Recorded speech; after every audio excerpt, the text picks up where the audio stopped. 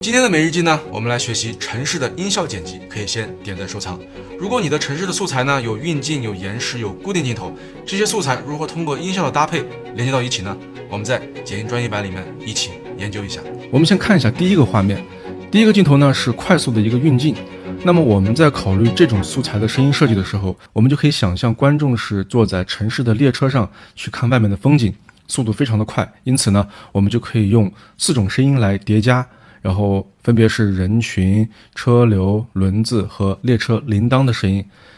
我们把它放到素材轨道下方。那么这里的思路就是想象观众的视角和他们能听到的声音。OK， 我们继续。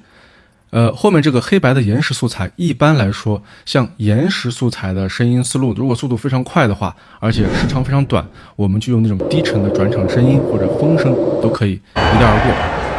过。后面女士走进地铁和后面地铁快速行进的这个素材，我们可以这样考虑。那么，首先关门声是要有的，我们先放一个关门声，但是只有关门声是不行的，还要有列车快速进站的声音。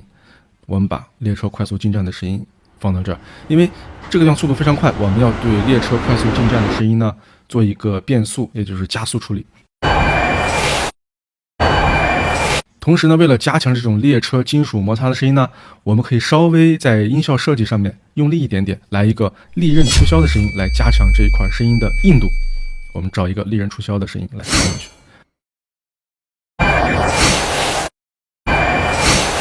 然后后面的这块钟表的出现和出站台的这么一个素材呢，我们可以这样思考，这一段素材呢可以看作是前面一系列地铁素材的一个句号，段落的句号。所以说除了钟表的声音，我们还可以放一个上升停止的声音来做一个节奏的变化。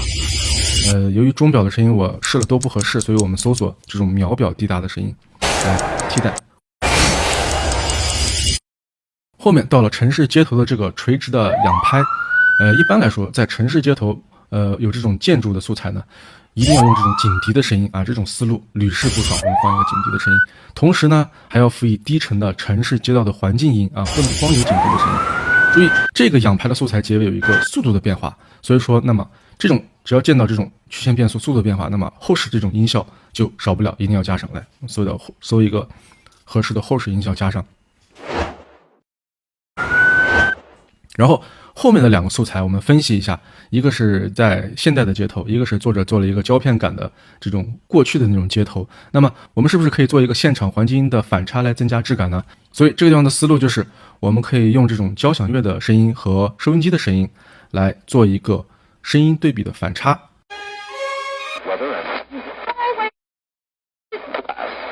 当然后面胶片的素材效果呢，还别忘了加那种胶片机的声音。OK， 这一段素材的音效设计思路就是这样，我们一起完整的看一下这段声音的设计。